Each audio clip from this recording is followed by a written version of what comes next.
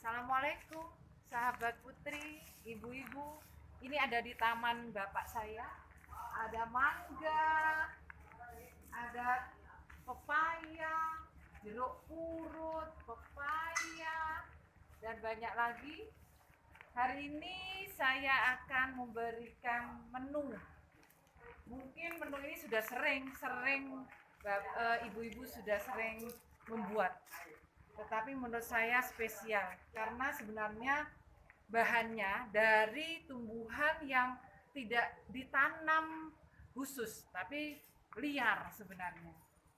Nah, menu hari ini saya beritahu dulu adalah botok.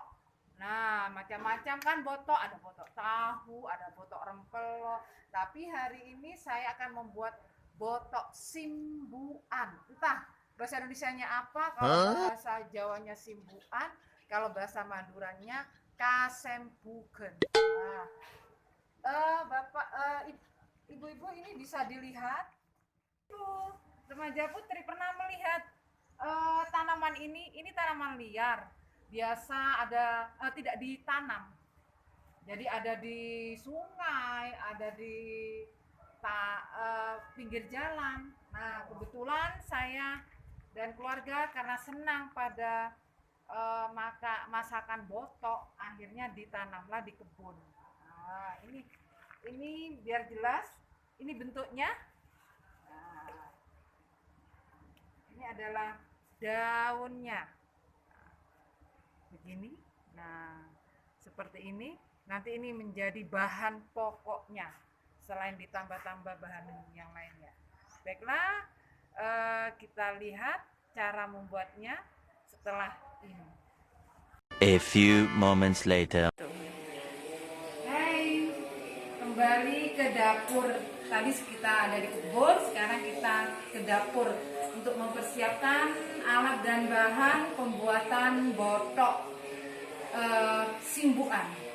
Nah, langkah pertama, bahan-bahannya adalah simbuan 1 baskom besar ini, kemudian tempe, nah sesuai selera, harus dipotong kecil-kecil, karena kalau dipotong besar-besar malah terasa tempenya, tidak terasa simbuannya.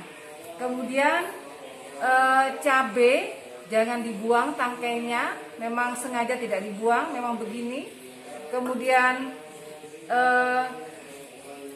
ini kelapa, parutan kelapa dari 1 butir kelapa. Pilih kelapa yang muda. Nah, kalau yang tua nanti tidak enak, kasar ya. Nah, bumbu-bumbu yang akan dihaluskan nanti adalah yang pertama adalah cabai besar atau cabai merah besar. Saya pakai 5, kemudian bawang merah harus lebih banyak daripada bawang putihnya, saya pakai 6, bawang putihnya 4 atau 5 siung. Kemudian garam secukupnya, nanti kalau kurang bisa ditambah. Kemudian gula sebaiknya lebih manis, saya pakai 3 sendok. Kemudian ketumbar bubuk, kalau ada yang butiran tidak apa-apa. Kemudian ladaku juga yang bubuk tidak apa-apa. Nah, semua bahan ini nanti akan dihaluskan. Demikian langkah pertama. Nah, mulailah proses menghaluskannya. Semua bahan dihaluskan. Kebetulan yang menghaluskan ini adalah adik saya. Dia yang mempunyai tenaga lebih untuk menghaluskan dibandingkan saya. Dihaluskan semua. Kemudian tahap selanjutnya. Nah, setelah halus ke tahap selanjutnya. Oke. Nah, dilihat jadi tadi kesimbuannya langsung diremas-remas hingga agak layu. Kemudian mulailah proses pemotongannya. diiris-iris. Tidak perlu sampai hancur, tapi cukup keluar airnya seperti itu. Kemudian barulah diiris-iris. Diiris-iris tipis.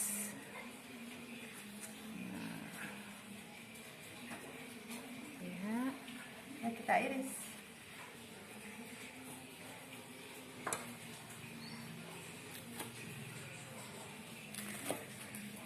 Nah, diiris tipis seperti itu.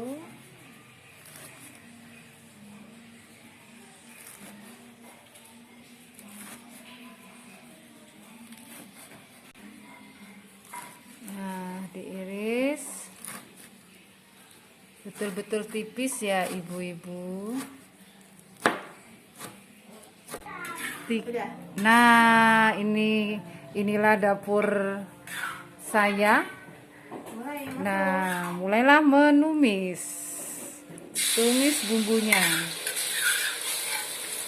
Seperti biasa, pasti kalau menumis sampai harum.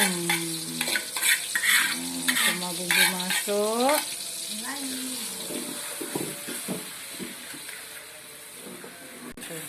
Nah, menumis kira-kira 5 menit sampai harum. Nah, selanjutnya masukkan tempe. Tempe yang tadi dipotong kecil-kecil masukkan.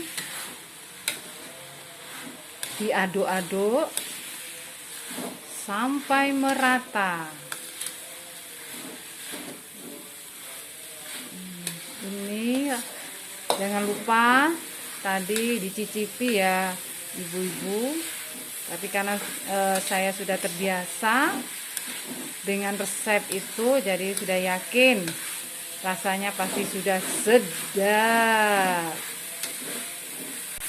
Selanjutnya adalah memasukkan parutan kelapa.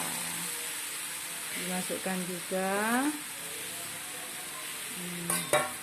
Ini tidak terlalu lama, hanya sekedar diaduk-aduk saja, karena nanti proses pematangannya ada di saat mengukus. Kemudian masukkan juga daun simbuannya. Nah, ini sebenarnya kalau punya lebih banyak tidak apa-apa, dengan resep yang tadi itu ditambah dengan daun simbuannya tidak apa-apa ya ibu-ibu. Seperti biasa diaduk-aduk hingga merata tercampur semuanya. Tetap dengan adik saya yang bagian pengolahan. Nah, betul-betul diaduk sampai merata. Dan walaupun tadi sudah yakin enak, tapi tetap harus dicicipi dulu. Dicicipi dulu, tahap terakhir mencicipinya. Kalau sudah yakin rasanya sudah sesuai dengan selera kita, barulah berhenti. Nah, sip? Sudah sip katanya. Nah, tahap selanjutnya setelah semua matang di wajan, nah sekarang mulailah membungkus. Tahap membungkus ini hampir selesai. Nah, ini ibu-ibu remaja putri, ini adik saya dengan bapak sudah mulai membungkus. Nah, bapak saya ini biasa ikut memasak di dapur sejak pensiun. Nah, coba kita lihat caranya. Nah, ini caranya. Jadi ambil 2 atau 3 sendok, tapi kalau bapak ini senangnya 3 sendok. Ya, selain hemat hemat daun. Walaupun daunnya ambil di kebun sendiri. Nah, setelah diletakkan di daun, kemudian diberi lombok yang tadi tangkainya tidak dibuang. Nah, mulailah membungkus seperti biasa. Ini mudah. Siapa yang biasa beli rujak, siapa yang buat rujak, biasanya begini cara membungkusnya. Kemudian diberi pemanis di luar, bukan hanya sekedar pemanis, ini menguatkan juga agar tidak bocor. Ya, benar. Nah, setelah itu diberi peniti berupa lidi nih. Nah, Ya. sudah. Nah, Bapak pun bisa mengerjakannya. Karena sudah menjadi menu dari ibu Nah, warisan. ini resep warisan. Nah, biasanya yang sudah dibungkus begini kurang rapi, walaupun tidak untuk jualan tapi tetap harus rapi, biasanya dipotong. Nah, begitu. Begitu ya ibu-ibu. Nah, kita akan ke tahap selanjutnya. Nah, selanjutnya ini adalah tahap terakhir dari proses pembuatan botok, meletakkan di dalam panci tempat pengukus. Nah, tentunya setelah panas ya, ibu-ibu, bapak-bapak, remaja putri. Nah, dikukuslah sampai matang, sampai nanti terlihat daunnya sudah berubah warna.